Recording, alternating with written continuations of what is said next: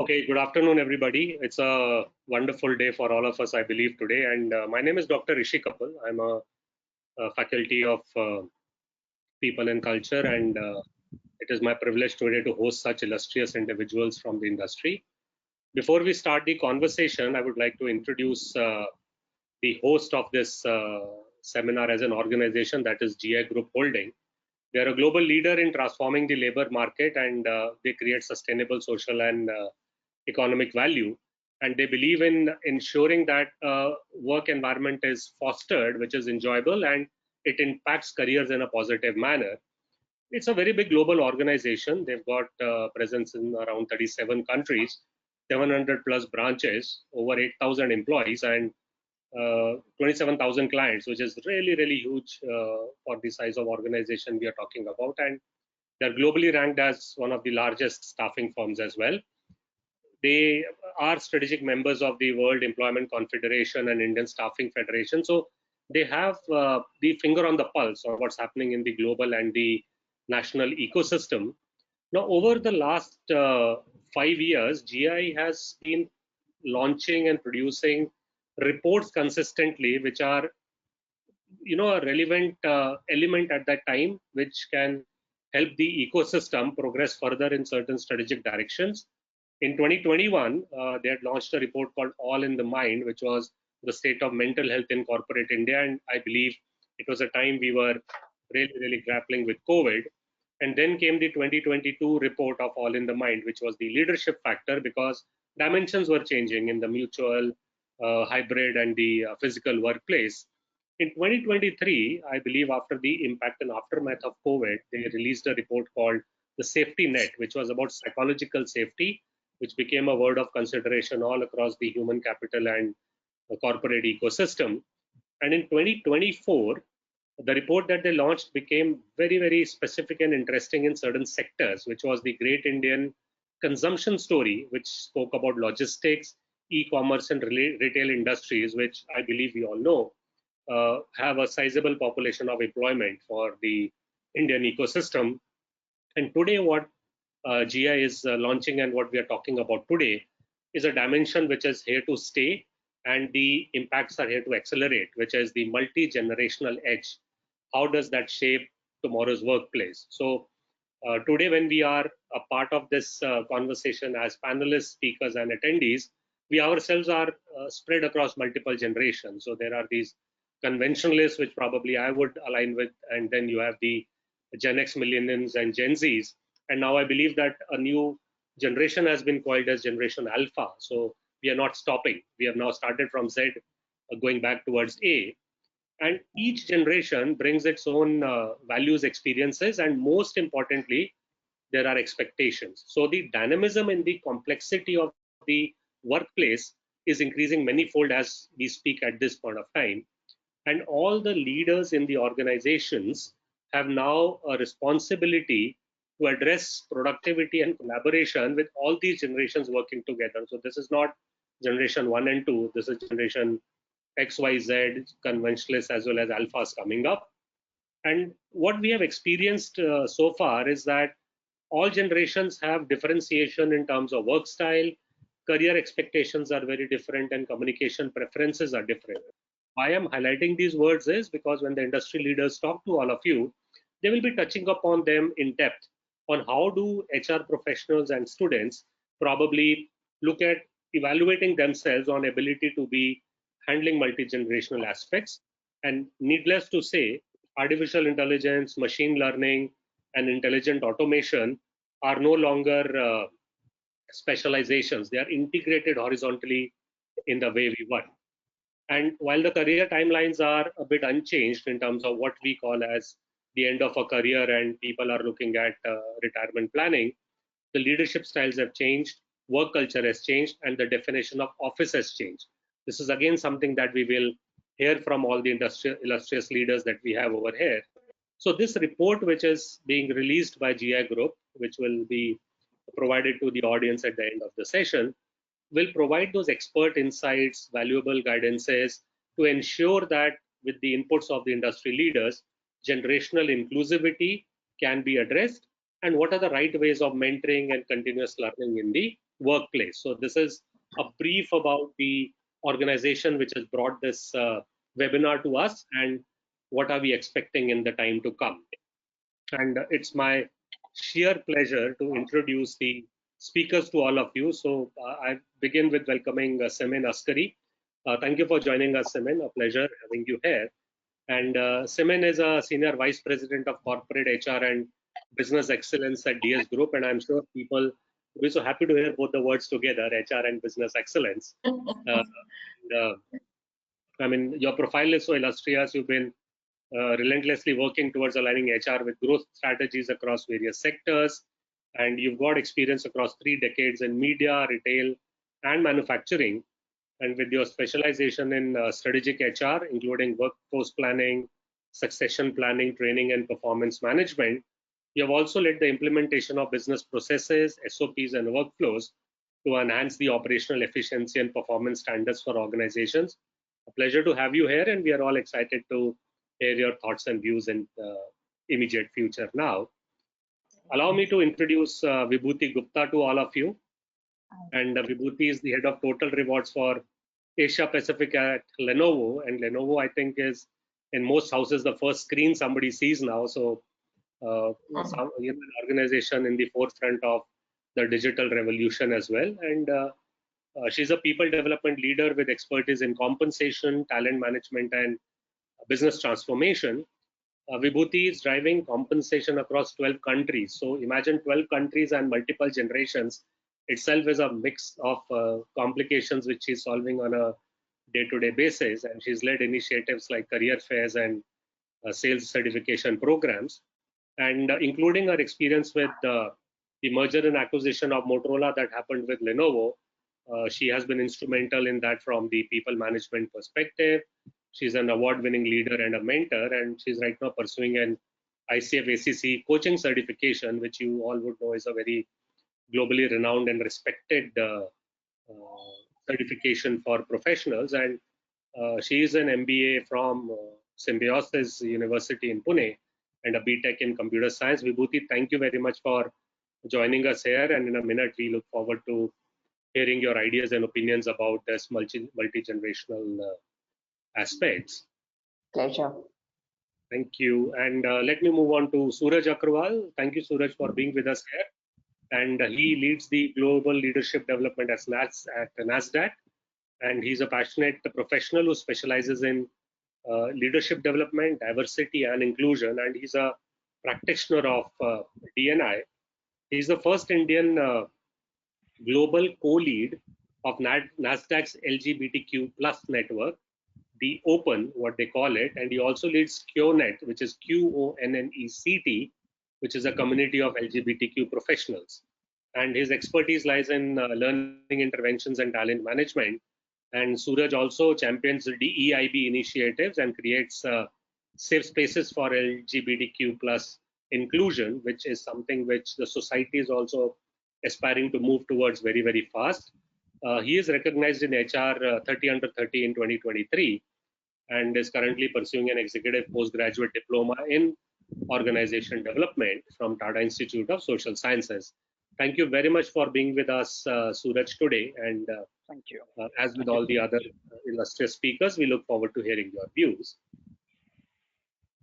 And let me introduce Sonal Arora to you. She basically is the country manager India for GI Group Holding, the organization which is responsible for bringing this research report and this seminar, a webinar to all of you. She has more than 25 years of experience in the domain in HR services and owns P&Ls end-to-end in business management, strategy, business planning and operations, and including enterprise and B2B sales and marketing. So Sonal, welcome to this discussion which has been set up by your organization, and I'm so privileged to be able to moderate this conversation. So while we have set the context for what to look ahead and the speakers have been introduced, I would invite Sonal to tell us about the key findings of the report, and probably becomes a ceremonial event of announcing the report to be available in short duration of time. So Sonal, over to you to talk about the key findings of this report. Thank you. Thank you so much, Rishi. As always, it's good to have you moderating these discussions for us. Before I move on to the key findings of the report, briefly, of course, because we want to hear more about what our esteemed panelists have to say. Uh, on behalf of GI Group Holding, I also want to thank Simin, Vibhooti, and Suraj for taking out the time to come and share this moment with us.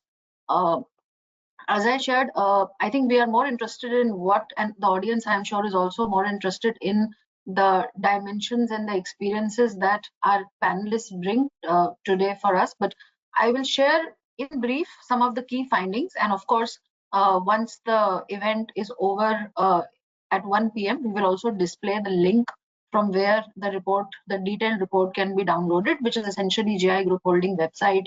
Anybody after this event can download the report.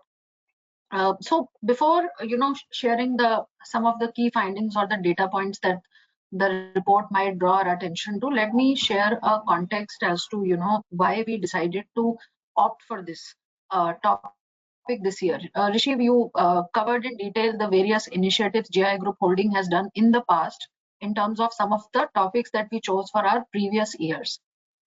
So then why, all of a sudden, I mean, for 3 years, we were talking about directly or indirectly mental health. Then, of course, we moved on to a slightly different industry report, which we will continue moving on to other industry, but pretty much from the topic of mental health to why, multi-generational workplaces and workforces. As a partner to corporate India for talent and people services and HR services, we have a very, if I may say, ringside view of how the dynamics are changing in the last 5 to 10 years. Not just the future of work has changed, as you mentioned very aptly. The definition of what constitutes a workplace itself has changed, because pre-COVID it was an office or a factory or a retail shop. It was a physical definition of workplace. Now it is more like my anywhere. For some people, workplace is where I am with my laptop. Of course, context matters. It is not the same in every industry. Probably in the industries that Suraj represents, where it is more about services, that definition is more relevant. Probably in manufacturing space, in retail, the definition of workplace is still physical, but still there is a transition happening there also. And of course, the constitution of the workforce itself has changed. you know so talking about multi-generational workforce, what is a generation to begin with? So uh, Carl Benham in 1952 defined generation as a group of people that is similar in age, but more than being similar in age, they have lived through similar historical and social events which shape their attitudes, values, and personality traits. Now, this is an important element because my attitudes, personality traits, behaviors are what I bring to the work every day. So if they happen to be very different from somebody else, obviously some interaction, I won't use the word conflict, but some interaction, interplay can be expected. And at this point of time, starting with some data points, not too much data, because we want the people to read the report, and also we don't want to waste this opportunity of listening to the experiences and thoughts of our panelists. But there was a 2023 BGC report, Boston Consulting Group report, which talks about the current constitution of Indian workforce, where approximately 46% of the Indian workforce as of 2023 is millennials. Then the next second highest constituent are the Gen Zs, which are born between 1997 to 2012. Then we have the Gen Xs, which I represent, incidentally, approximately 21% of the workforce. And then we have the conventionalists, who today are still valued and an important member of the Indian workforce at 8%.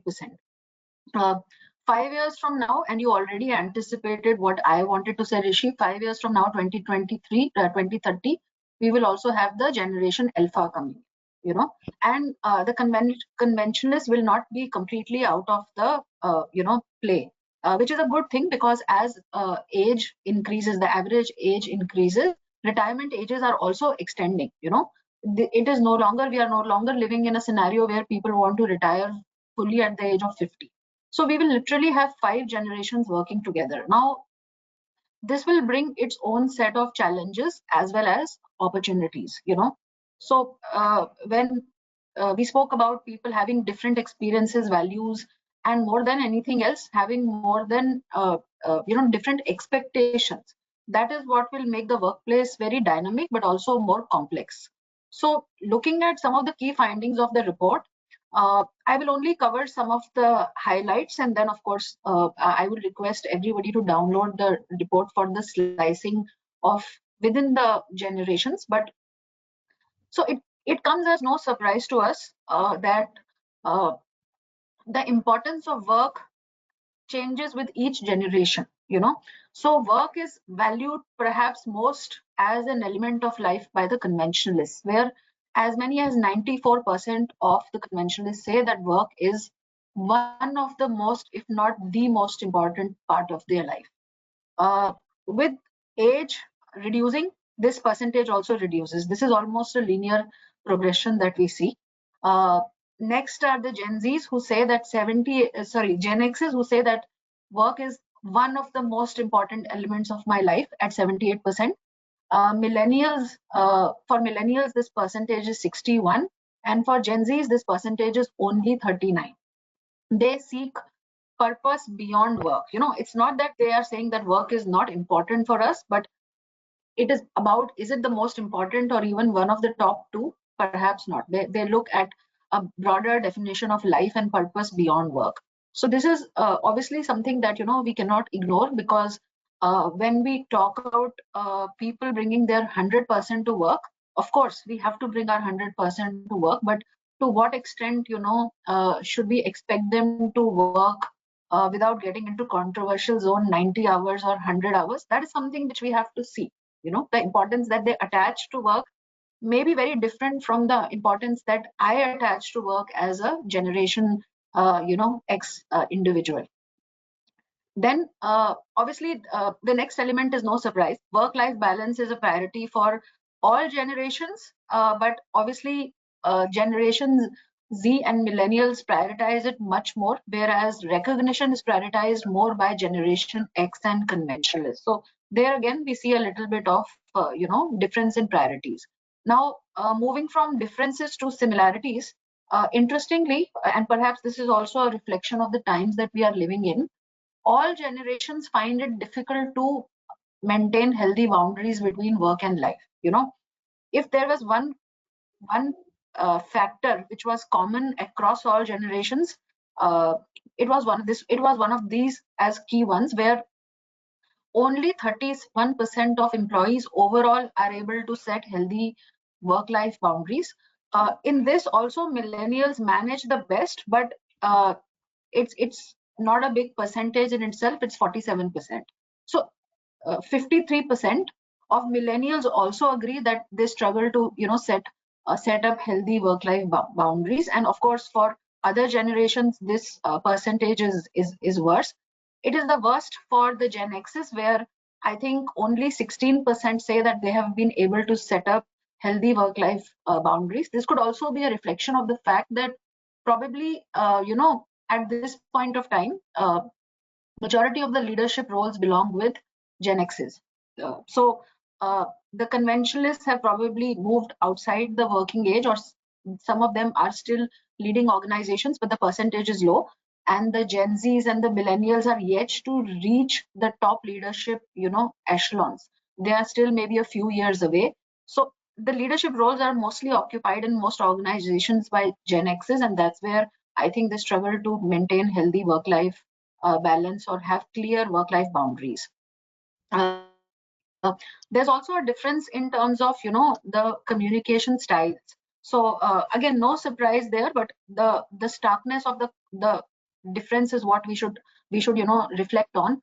94% of the conventionalists and 88% of the Gen Xs prefer face-to-face meetings, but millennials want only 23% of them are frankly looking at face-to-face meetings. So 94% to 23%, that is the difference that we have to keep in mind. The trend is not a surprise for any of us, I'm sure. Even if we had not conducted this report, I think we would have instinctively come to the same conclusion. But the starkness lies in the gap in terms of percentages. So this is what I wanted our audience to reflect on. In a similar trend, uh, the Gen Zs prefer online learning, where 63% of them feel that online learning is effective, or at least as effective as let's say personal training or learning. But the conventionalists and the Gen Xs don't have that much faith in online learning, and they prefer more in-person or instructor-led training. Uh, the last point that I will refer to before I, open this conversation for our panelists as well to share more and deeper, meaningful insights. Uh, Communication styles. So again, not a surprise, but the younger generations, the Gen Zs and the millennials, they struggle with formal communication styles, whereas the older generation, the conventionalists, they prefer more formal communication style. They, on the other hand, struggle with informal communication style. So this is again something which we have to reflect as we try to lead a multi-generational workforce towards organizational success. So we can look at it two ways, that this presents a lot of challenges, but I would also say that and Rishi, you spoke about this also, the GI group is present in more than 30 countries of the world. Uh, so as an organization, not only we have a frontline view to what's happening in corporate India, but being a multinational, a global multinational, we also have a frontline view to what's happening in the world, and while the multi-generational dynamism does bring its challenges, but when I look at some of my other countries, which my peers in the group lead, especially in Europe or certain other parts of the world, where the population is aging, India is one of the few countries where the population is actually, becoming younger. So the demographic dividend, what our leaders also talk about, is definitely in our favor. We have to learn how to manage these challenges and look at them as opportunities, of course, for leaders of corporate organizations, as well as not just for corporate organizations, because corporate organizations are a reflection, they are a microcosm of what is happening in the economy or the society at large. It is the same challenges and struggles we can see in the society at large also. So it is something for us to reflect on as corporate leaders, as policymakers, to see how we carry everybody together in the society, in our own business organizations. Diversity. Suraj here is an expert on diversity, so I will not really try to, step on his shoes and talk about it when somebody like him is already there on the panel to speak about something so meaningful. But uh, it's not just about diversity at one level in terms of gender or race. It is also about age. Diversity at an age level also brings its own advantages.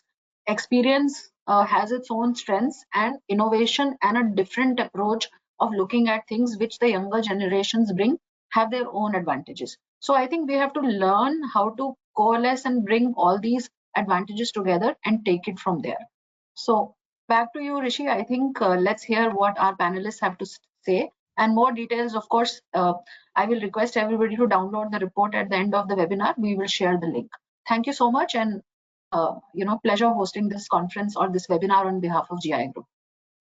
Thank you very much, Sonal. And I mean, we all collectively agree on two things. One is that I know a lot of parents who are taking reverse coaching from their children on communication style to ensure that there is they meet midway between the formal and the informal communication.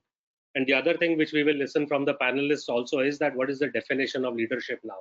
Is it the age, or is it the wisdom that one brings? So can we disconnect the number of years to the wisdom of an individual? So thank you for setting that context. And I would start with you, Simin, and for the benefit of the audience, I'm going to put some numbers across before I put that question. So I'm not expecting the audience to note it down, but I'm sure when they listen to the numbers, they'll be able to appreciate the sense of the conversation. So in the audience interest, the first thing that we are touching upon is integrating multi-generational aspects at the workplace. So that is the topic. So here is a data point.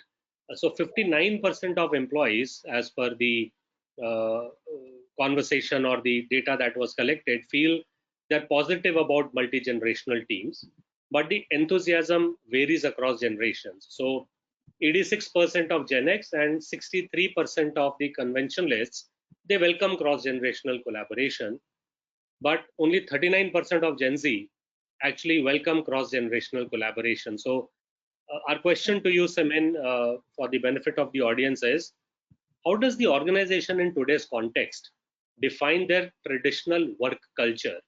And the second part of it is that when a younger tech-savvy workforce is coming, what would be your advice to ensure they are not overlooked or disconnected from the traditional work culture? So over to you. Look forward to your opinion, and I would request the other panelists to continue adding value once one of the panelists has shared their opinion. Over to you, Simin.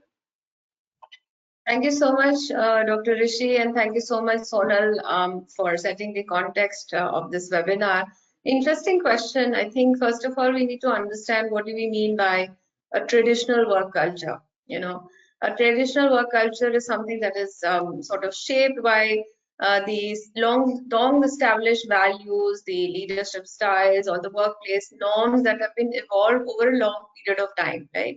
And when we talk of traditional work culture, it typically means that there is a structured hierarchy, or there would be clear reporting lines, and usually people prefer in-person collaboration, and the communication is formal, something that you guys have already spoken about. Many traditional workplaces also emphasize on loyalty, as a very big, a considering factor, stability, on experience-based decision making, and career progression normally is also tied with sometimes more, on tenures rather than skills. Now, these aspects have historically been created, and these have been, working well in organizations. They've created a sense of reliability, a sense of order. But when we talk about Generation Z, they become a bit fidgety when it comes to something like this. They value more of flexibility. They value more of autonomy. They would want more of digital interventions that can, sort of measure their outcomes rather than a sense of feelings or a tenure that they've spent in an organization. Now, how do organizations integrate younger tech savvy workforce, without alienating the younger generation? And having the older and younger generation work side by side and being effective and productive. I think what is most important is a balanced approach. A balanced approach that respects tradition while also embraces modernity and innovation. The first thing that comes to my mind is, of course, communication. How do we make sure that communication is modern, that the collaboration methods are such that it is convenient for both both all kinds of generations. I would say, I wouldn't call it both, but the different generations that are working side by side. And some of these things that organization like ours is also incorporated is having certain tools, like for example Microsoft Teams or Asana for project management, or Monday.com, or things like that, which are collaboration tools, which are communication tools, where you are able to communicate and effectively have the the projects managed in real time basis, while also having obviously formal communication in form of emails happening. There are organizations that also have chatbots for instant communication within the groups in the organization. Secondly, I would also say that sometimes we need to rethink, and organizations definitely have to rethink the way they go about developing talent and career development and career paths that they have created for the people. Gen Z, as Sonal mentioned, is quite comfortable with digital learning happening, and the traditionalist, conventionalists, they would want a face-to-face intervention happening. Now, how do we manage? How do we develop our talent? How do we make sure that everybody is comfortable? Is by, of course, having a blended approach. We also now have started, and I think technology has really helped organizations in a manner that we have LMSs or learning management systems that are AI driven. And that means that you're able to send out personalized tech driven learning experiences, which are hyper personalized to people. So, you may take learning the way you want, in the form that you want, and then, and also on the go whenever you're free. So that also is one initiative that I think organizations should incorporate. Reverse mentoring, you mentioned, we are doing it with our children, and the same is also happening in a structured manner in organizations. Employees are sharing their knowledges, while the younger ones are probably sharing insights on digital trends. The leadership is, sharing advices on to the younger generation on how to manage people better. So this way, generational divides can be bridged and knowledge is transferred in both places. I think organizations at the end, I would just say that, they should focus on creating, inclusive and adaptable workplaces where it's not just a blend of traditional values with modern expectations. It's also where everyone feels that, there is a culture of open dialogue where feedback is the key. Again, one more thing that I would want to add is, younger generation or Gen Z wants immediate and real-time feedback. They don't want to wait the entire year for a PMS to happen and then get feedback on how they have performed. And therefore, agile organizations are now kind of having this sort of a mechanism where a real-time, feedback mechanism is put in place. Leadership in any organization plays a crucial role in bridging this bridge between the different generations. The senior leaders, if they are open to supporting digital transformations, if they are open to participating in mentorship programs, if they are champions of diversity in thinking, and they can create an organization that is more inclusive, and they can then strike a balance between, which is the right balance between tradition and modernity and innovation. Yeah. It sounds to be a very, very comprehensive thought, and it also reflects the fact that you are experiencing this probably on a day-to-day Yes. basis. Vibhooti, Suraj, any thoughts that anybody of you Yes. would want to? Yes. Yeah. So I think I agree with a lot of things that Simin have shared in terms of building that culture, and culture of an organization is built by how the predecessors or the senior leaders have, steered the momentum of the business and the success of the business so far. But in the new age parlance, if you see, the culture is created by the employees and steered by the leaders. So when we say, as per the data that we, Sonal and you shared, essentially spoke about a lot of the biggest part of your workforce is the millennials and the Gen Zs, and then we are anticipating Gen Alpha to join us in a couple of years. So we need to retain what's working the best in the organization, which is being done by the predecessors and people who worked before, and also embrace the new, which is happening. So I think if that goes well, and there are different modalities that Simin mentioned in terms of mentoring being one, reverse mentoring being one, adapting to the needs of the younger workforce. I think that is that is very relevant and much needed. Um, Also, there is a big shift in terms of how we approach work, or how the younger generation perceives work, and it's moved from the age-old way of doing hard work to now being smart work. And the smart work comes from a lot of AI tools, or all the tools which come with the disposal. It's the generation which had internet at their disposal when they were growing up. So all of these things come very, very easily to the younger generation, and that's something that the older generation can bank on. That newness, that innovation is something that they can bank on, and of course, the need for guidance is something that the younger generation needs from the older and the senior folks. Also, I think there was a lot of good conversations about co-creating culture. So I think that is something that can't be done in ivory towers, and something which we have to all adapt to. It has to be one ground coming together, and the leaders, I think this is this is one thing that the younger generation or the Gen Zs are more vocal about is inclusion.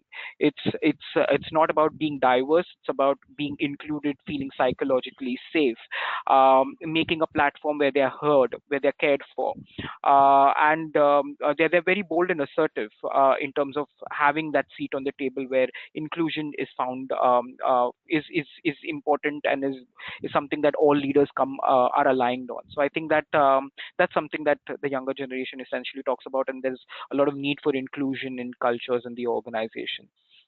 Wonderful, Suraj. Before I come to my next question to Vibhooti, the word that you used, boldness, I know that in a lot of organizations, it is considered as rudeness. So while the generation is not putting it as being rude, but it's the way probably we interpret it. So in the one thing which I also gather from the conversations we are having, that probably the job of the HRs in all your organizations in the induction process has become more difficult, because you induct multiple generations in multiple ways, and you may need to really customize your induction plans to move on.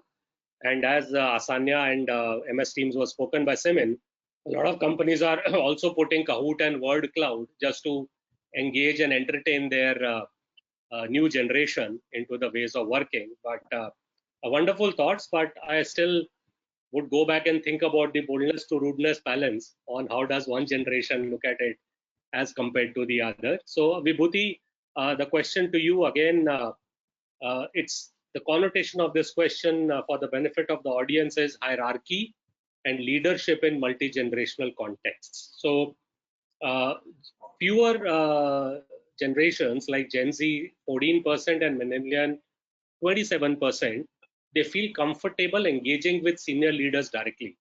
Gen X, 54% of them are okay to engage with senior leaders directly and voluntarily, and conventionalists are definitely more than 50% as well. But as the generation is moving to a younger age, their comfort to engage with senior leaders is reducing. So the guidance or the advice that we need from your experiences, Vibhooti, is that what should an organization know about these working styles and expectations of the multi-generational cohorts, so that the leader subordinate hierarchical balance is not explosively disturbed. And to make it happen, what challenges or what opportunities do you see evolving in the larger ecosystem? So over to you for these thoughts. Thank you.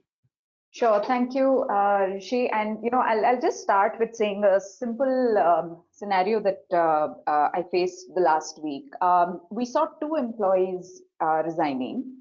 One was Gen X, I would say, and one was a Gen Z, right? And I'm a millennial, so I would say that I am at the right vantage point to see the generations above me and below me. So, and at the outset, I would say that I don't want to generalize, because that's not a principle that I believe in. But yes, there are similarities that we see amongst generation, which is why we are discussing this particular topic.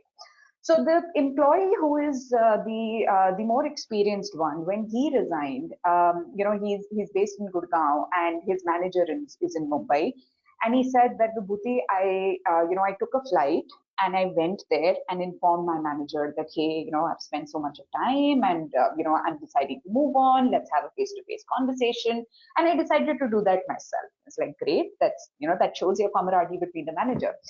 And then we had another employee again spend some time in the organization at Gen Z, and I heard that they submitted the ticket to their resignation on Workday, right? So this is an example of what we are experiencing in the workplace with respect to different generations approaching situations very, very differently, right? And as we are grappling with this, I just want to highlight the reason why this is happening, right? I mean, the fact that, of course, we're discussing all this is because we are having these generations in play together, right? And the answer, a simple answer to this, Rishi, would be that it is like any other diversity management, right? Because we are having different kinds of people, different mindsets of people. So it's just about, doing the regular things of, making sure that everyone's respected, making sure that we understand everybody, etc. But the difference here in terms of multi-generational thing comes in that this is not a choice that organizations have, right? Some organizations make a choice to go diverse or not based on their goals, based on, where they are, what they want to do, how importantly do they take diversity. Multi-generational diversity is not an option, right? It's a part of how we are getting the workforce in our organizations, right? So as an HR leaders, we don't have options whether we want to focus on managing this, this differentiation or not. Now, the other point that I want to call out is why do these exist, right? Why do we have such generations who behave differently than one another? And I think, as Sonal, you said that the background of this comes from the social impact that every generation has seen, right? The Gen X has seen their parents possibly in the pre-independence era, right? So they were looking at survival, I would say, right? The Gen X's have seen a slightly stable, but they were still struggling with the basic needs, having their basic necessities met. The millennials like us, we were, accounted for with good, backgrounds, etc. So we were just, our objective in life was to do something in work that we could make our parents proud about, right? Our kids will be of a generation where they will have a lot of, what we are providing them, but they will have different agendas in life. So what I want to say is that the generations and the backgrounds that they have is moving from survival to scarcity to sufficiency to abundance, right? And that is what is coming out in the behavioral dynamics that we see, right? The whole point of who works harder, well, yes, the generation older to mine have seen survival problems, have seen, struggling problems. They had no option but to work hard, right? But is that the same for what I'm seeing in my younger generation? The answer is no, right? And hence their understanding changes on how they approach workplaces. So the answer to Rishi, what you're saying, or what we should keep in mind when we are saying this, is that we have to be aware of the context of where somebody is coming from, right? What are their aspirations? What are they looking forward to do, right? As HR leaders, we have the comfort of dealing with not just the work-related conversations, but also the personal aspects of, people's life, and to have that overview is extremely important, right? Next, coming into the point of how does that manager-employee relationship now evolve, right? Traditionally, yes, Simin, like you spoke, it was a traditional work hierarchy culture. Today, the expectation is slightly different. The people who are younger, Gen Zs, don't want to look at their managers just because of age or just because of stature, right? They want to understand whether this person can add any value to my work. They want to understand whether I can learn something from them. If that is the case, yes, that person respects the other person. If that is not the case, then the whole concept of manager and subordinate relationship can be possibly questioned by them, right? Because the younger generation is very, very driven by what's in it for me, the whys, all the W's come in very, very handy for them when they think and they approach work. And the more we can answer it from that anchor points, the better it is, right?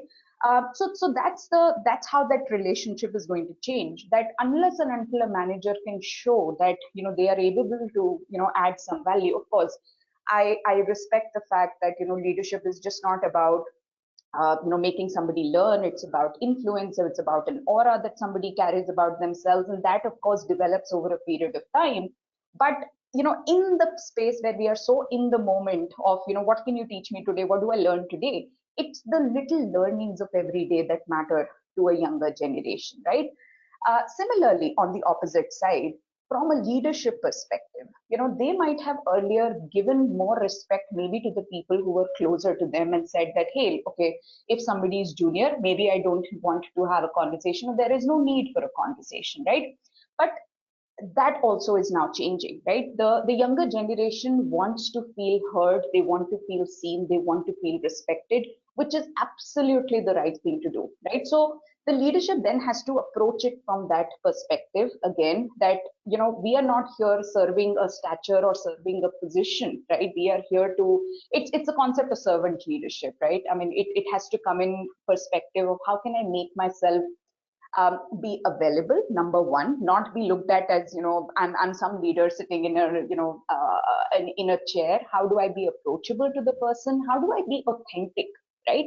I mean, that's one thing that's coming out very, very strongly into bridging this divide, that, if I'm a leader, I do not want to be looked at as I'm perfect, because nobody can be, right? So the more that I can be authentic, the more I will become closer in the way I'm being perceived to, somebody else, right? So those are some of the things that I can say. Apart from this, I think every manager and every employee relationship hinges on understanding, hinges on making sure that both of them respect each other. And I think the whole concept of performance management is, of course, at the end of it, because I'm not discounting any challenges that do exist in coming, in approaching these situations.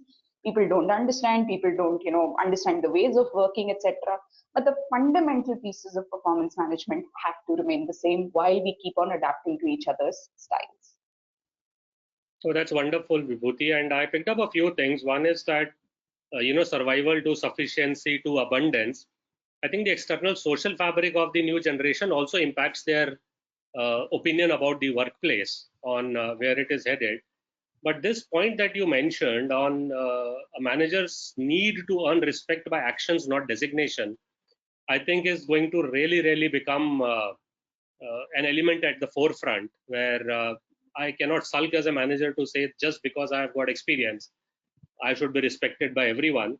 And while managers say that for the new generation, the first impression is the best impression, I think the new generation is also telling the same thing to the earlier generations, that your first impression on us is also an impression that we carry forward. So very, very interesting. And when you spoke about DNI not being an option but being an acceptance of a fact, it dovetails into the conversation which I wanted to initiate with Suraj for his opinion. So Suraj, there is some data on this again, and there are three words which we would need your inputs on: work, life, and purpose. While probably the generation I belong to is more in the sufficient survival area, but today's generation, I think, works in the work, life, and purpose area. So if I have to cite some numbers, it says work is highly valued by conventionalists, 94%. I think there is no surprise over there, and Gen X, which is 78%. But then millennials say the value of work, 61% of them say yes, it matters. But Gen Z only looks at 39% of them, and the rest say that we need to see purpose beyond work. And then work-life balance is a priority for Gen Z and millennials, while Gen X and conventionalists say that no, for us recognition is more important than work-life balance. And then Gen Z and millennials need instant gratification and recognition, not after 6 months or a year, where I think Simin and Vibhooti had mentioned that we need real-time feedback now going to the generations. So here is my question to you, Suraj. One is, how much should an organization stretch to put this work-life balance in place, to say that, okay, for us, the work-life balance matters more, or the inclusivity of the organization matters more as compared to the work getting done? And what is this definition of purpose now? So what is the definition of purpose for the older generation versus the new generation? And certainly you can also talk about how organizations should address this dilemma. Over to you, Suraj. Yes. So that's a very nice question, very thought through question. Thank you for that. I would like to take 2 steps back and understand that how different generations look at work. So as Vibhooti also mentioned, in terms of from scarcity to from survival to scarcity to abundance. I for one feel that the older generation used to ensure that work is integrated and a big part of their life. It used to be a big part of their identity. So if you're working for a certain brand, or if you're working for a certain in a certain role, that used to take precedence over what your life is. And that's how a lot of introductions used to be. I've seen in my older generation, and not in my family another way.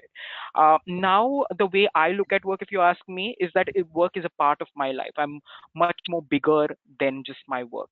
What I do, of course, I want to excel in my career. I want to become better at. I want to learn. I want to do all those things.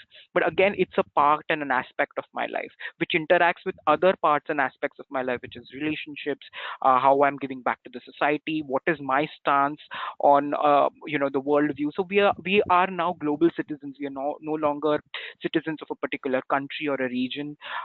We are at that intersectionality of a lot of realities. uh, so with that and whatever is happening around the world, or like the COVID crisis, and has made us a lot, like all of us unitedly think a lot in terms of how do we look at work, what is going to be the future of work. And as Sonal mentioned, right at the beginning of the call, that workplace is not where I sit, is not an office or a building that I work. It's now anywhere which I have, where I have my laptop. And that might not be the reality for a lot of other industries, but as we see an IT boom, or a lot of organizations which are service based in their nature have moved on to that. So there has to be a prime importance, and as to how do we design work. Is work looked at something that a person has to do at a fixed number of hours, and everybody has to be together in the office? Or is it looked at anybody and everybody, as long as the deadlines and the whatever is expected is met and is done? You do it your way, I do it your way, we all mutually agree and respect each other's way of working. So it's come down to that. And of course, as I mentioned, that purpose is something which has taken precedence. Purpose is broadly this, like, what do you look at? How do you want to contribute as your life, and whatever number of years that you have on this planet? How do you want to sort of, how do you want to be? Do you want to be a workaholic? Do you want to be somebody who pursues a lot of hobbies, somebody who's extremely vocal about certain marginalized societies or communities? Do you want to bring all of that to work? And is the organization, the workplace, ready for that, is the question. So a lot of organizations have now caught on to the wave of DEI, and become more inclusive and accepting, so that we ideally anybody spends about a good portion of their day at work or working. So that place has to become extremely inclusive, has to become close to home. And before the COVID crisis, we saw a lot of IT companies and a lot of other service based organizations investing highly on their infrastructure to make sure that you work, you sit here, you live here. Like a lot of my friends, their parents would say that this person goes to work, but I don't know whether he'll come back or not, because your workplace is becoming like that. So taking that context into our reality, which is, we have realized that work can be done for certain industries, can be done from the comfort of your home, or come from the comfort of everywhere else. Then that leaves a lot of space, a lot of time for you to pursue a lot of other things. So at my workplace, as you read it in my introduction, I also globally lead the employee network or employee resource group, for the LGBTQ professionals. That's something that I'm extremely passionate about, and that's something that I could contribute while I'm working. So I think that is something that flexible working, creating these avenues, whether it's employee resource groups, so that people can come together and pursue those interests, and can be given a platform for them to also get visibility from the executive leaders. That is one thing. And of course, understanding what drives the other person, what drives the younger generation. For example, for ideally for anybody, a certain social event would not be big of an event to sort of celebrate. But for Gen Zs, when a certain artists like Coldplay and Dua Lipa came to India, that became like a big thing, and we wanted to take leaves and vacations to plan and to celebrate that. And that's something that I think we all should sort of understand, that what are our priorities, what drives us, and also understand that that's something that can be blended in together. No, it's a wonderful thought. In fact, I remember a conversation between a young individual and their manager a week ago, where the young individual was asking the manager that if I'm entitled to leave, why should I give a reason to take it? So, I mean, if there is a sense of purpose to say that I earn one leave per month, why would you ask me why do I need to take that leave? You have given me the entitlement, so, and it becomes like a cultural shock to even my generation that why won't you take an approval? Why would you just accept to go on leave? So I am cognizant about time, and I still need a little bit of information from all of you on various aspects. So quickly, Simin, coming back to you, one or two advices which you think an organization must implement for intergenerational cohesiveness to happen, and more importantly, how does one measure the impact, whether it's working well or not? Because targets can still be met with chaos inside and attrition increasing, but how would you say that Rishi put this KPI or parameter to say if this KPI is moving well, that means the intergenerational cohesiveness probably is balancing? So your quick views on that, please. All right, so I think, Rishi, the first thing that any organization which has multi-generations working together is to ensure that there is some form of cross-generational knowledge sharing happening. So that is like, I feel the most important, because that way you get to not just trust the other generation, but also, value their contribution. If there are projects there where you can put in people of different generations together, cross-functional, multi-generational, people to come together and work on different projects, they will be able to provide their own unique strengths and perspectives and experiences to those projects. And that not just fosters that respects, it also enhances the sort of collaboration between various generations, right? I think the second also approach, which now a lot of organizations are adapting and implementing, is a skilled-based approach rather than a tenure-driven approach to talent management and talent career growth, right?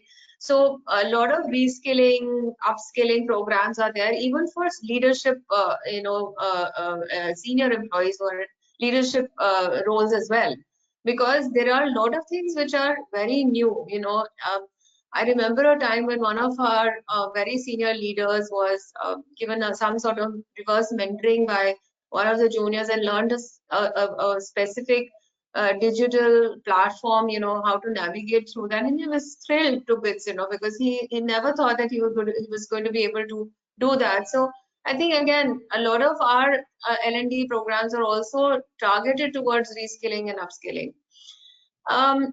You're talking about how do we measure the impact of these collaboration initiatives or these initiatives and say that this is working or this is not working. I think one of them is, of course, on having some sort of engagement and inclusion surveys where we understand the scores and figure out how things are, and if people are working together well.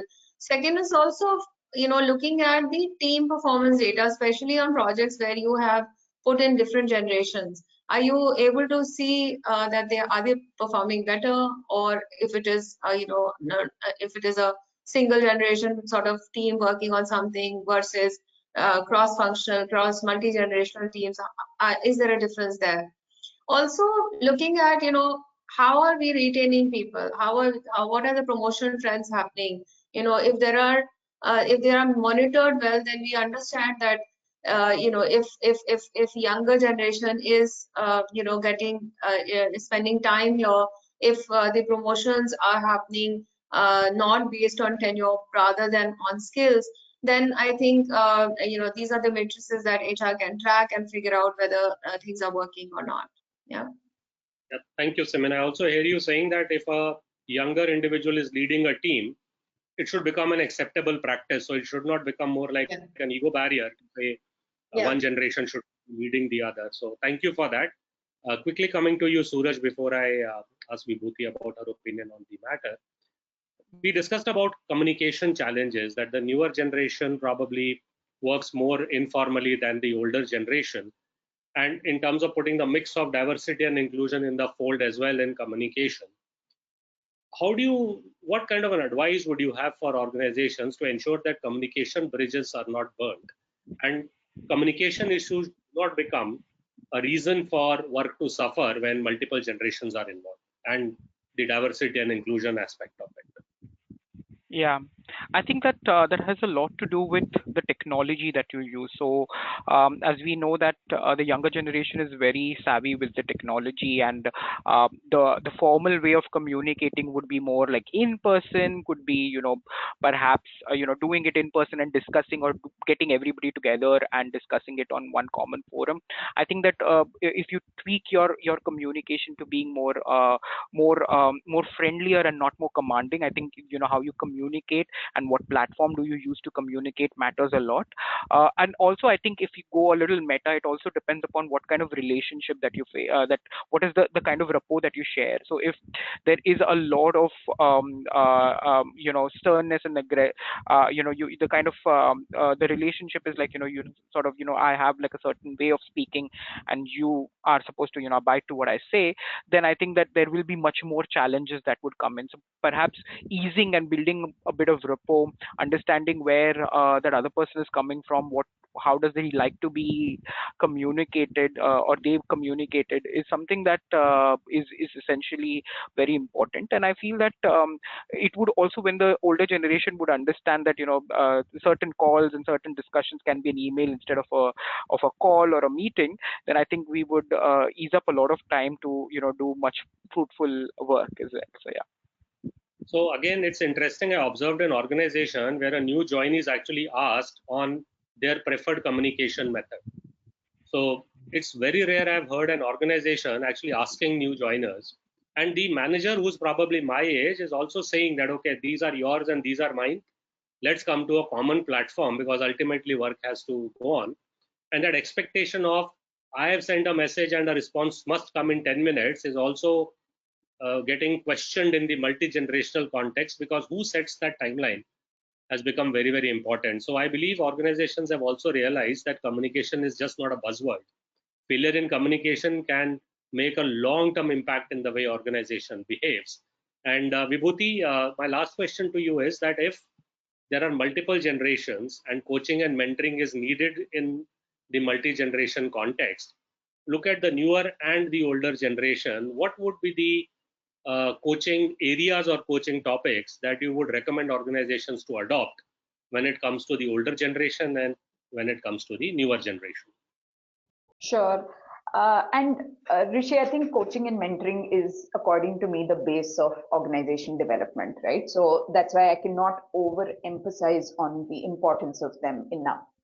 Now, coaching is, of course, can be done by people who are trained. I wouldn't even say experienced. I would say coaching requires training, so that is supposed to be one way.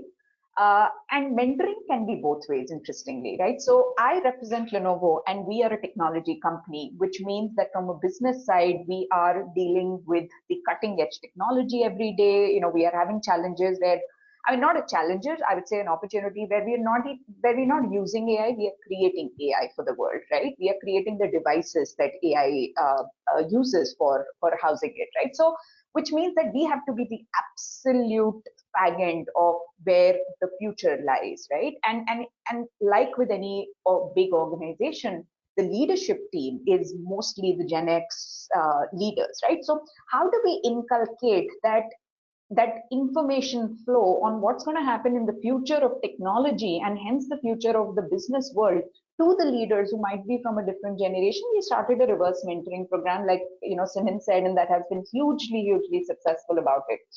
Now, in terms of what areas should organizations focus on, typically it has to be a personalized topics, right? So coaching, I will come to coaching later, but maybe firstly on mentoring, it has to be completely personalized, because that is when mentoring works best, right? So as a leader, I should be open to understand what do I don't know, and then be supported by whosoever is mentoring me on what they can tell me, right? So that is completely personalized. On coaching is, I would say there are three aspects that need to be the base of what people need to coach. One is on communication styles, like Suraj said, right? Understanding the differences, understanding and also acknowledging that these differences exist, right? The second has to be in the way we work, which is on adaptability, which is on providing flexibility, which is on making sure that people understand that there are different ways of working that people can bring their best to work for while they are working differently, right? And the third is about leadership, because that is what drives the organization forward. How are decision making being done? Are you including everybody, or are you making it them top down, right? Are you communicating enough to make sure that the inputs are being taken care of or not? So these are the three broad themes that I would say coaching should focus on to address this. So thank you very much. I also hear all of you saying that the platform to work has changed. So there is a lot of hybridness in the work itself. And that's a question which I think OD and L&D experts are also asking themselves, that how can we be equally effective when we are doing digital coaching, mentoring and L&D as compared to physical, while it can be personalized one-on-one, but the whole sense of not being in proximity itself is giving birth to the new dimension of HR tech, where simulations and the virtual reality aspects are coming in. So thank you very much, Simin, Vibhooti, Suraj and Sonal, for this exciting conversation today. Everything that you had put on the table is a guidance for execution. So this is not, there was nothing hypothetical in the cause, and the audiences who heard your opinions, from practitioners to students, would have taken serious and strong takeaways to embrace the seriousness of the matter that we are discussing in a constructive way, on hand with this multi-generational and intergenerational edge. The report is now available for download. Everybody can see in the screen on the availability. And without taking a lot of your time and the audience's time, we are 5 minutes past our scheduled time. So thank you very much, Simin, Vibhooti, Suraj and Sonal, for being with us today for this conversation. And I'm sure your crusade to be helping your organizations to be more effective in this multi-generational context will continue. Thank you very much for letting me host this excellent conversation to hear your opinions. And thank you, audience. Thank you, GI Group. And we would conclude this discussion here today. And the report is available for download. Thank you very much. Thank you. Thank you. Thank you, sir. Thank you. Thank you, Thank you everybody. so much.